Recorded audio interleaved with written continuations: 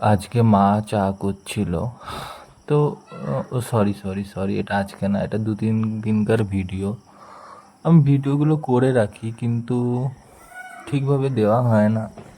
অনেক চাপ, অনেক প্রেশার থাকলে যা হয়, মেন্টালি প্রচুর প্রেশার, কি বলবো আর। যাই হোক, এটা মা চা করছিল, চা খাচ্ছিলাম। আসলে আমরা দেখি যে এ কতটা ভিডিও বানায়, কতটা স্ট্রাগেল থাকে এর ভিতরে, কতটা কি থাকে আমরা বুঝতে পারি না। ভিডিও বানায় খুব ইজিলি, খুব খাচ্ছে দাচ্ছে ঘুরে বেড়াচ্ছে বেশ বিন্দাস। এর ভিতরে যে কতটা কষ্ট থাকে সেটা শুধু আমরাই বুঝি, যারা ভিডিও এডিট করে, যারা ভবিষ্যৎ নিয়ে চিন্তা করে তাদের। যাই হোক, তারপরে আমি, দিদা, মা, বুনু কোথায় ছিল তখন আমি ঠিক নেই, কুটুস, সবাই মিলে চা খাচ্ছিলাম। সরি, বুনু টিভি দেখছিল। তারপরে আজকের ভিডিওটা এটা। হ্যাঁ, আজকে অনেকগুলো জামা কাপড় জমেছিল, গামলার মধ্যে বসিয়ে ভালো মতন করে কাচছিলাম। কাচাকাচি করতে করতে আবার মেলে দিয়ে এসেছি উপরে ছাদে। মা বললো ছাদে মেলিস না, ছাদে অন্য কোনো হাওয়া বাতাস লাগতে পারে, রাত্রিবেলা ছাদে মেলতে নেই।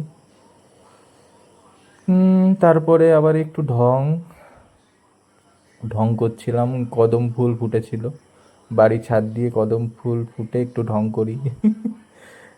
কদম ফুলও বিক্রি হয় বেশ ভালো। যাই হোক, এটা আমার ঢং।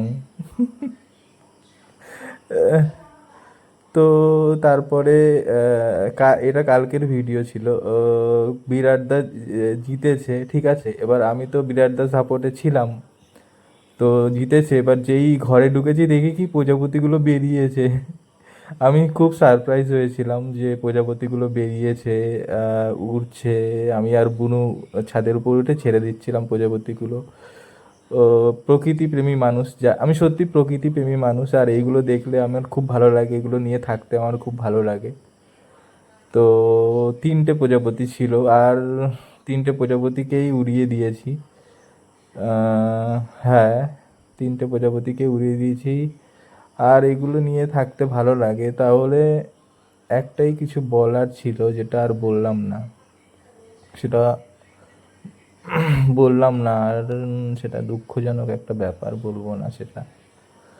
যাই হোক, এই দেখুন কি সুন্দর না প্রজাপতিটা, বসে উড়ে যাচ্ছিল। হ্যাঁ, তারপরে পড়ছিলাম একটু। প্লিজ আপনারা একটু আশীর্বাদ করবেন যাতে আমি একটা ছোট্ট নার্সারি খুলতে পারি, একটা গার্ডেনার হতে চাই, একটা ছোট্ট গার্ডেনের নার্সারি খুলতে পারি। প্লিজ একটু প্রে করবেন, প্রে করবেন আমার জন্য, প্রে করবেন সবার জন্য, কিন্তু আমার জন্য একটু বাঁচিয়ে রাখবেন প্রে করাটা। আমি, আমার ছোট থেকে পড়াশুনো হয়নি সেরকমভাবে, আমি বড় হয়ে বুঝেছি পড়াশুনোর মর্মটা।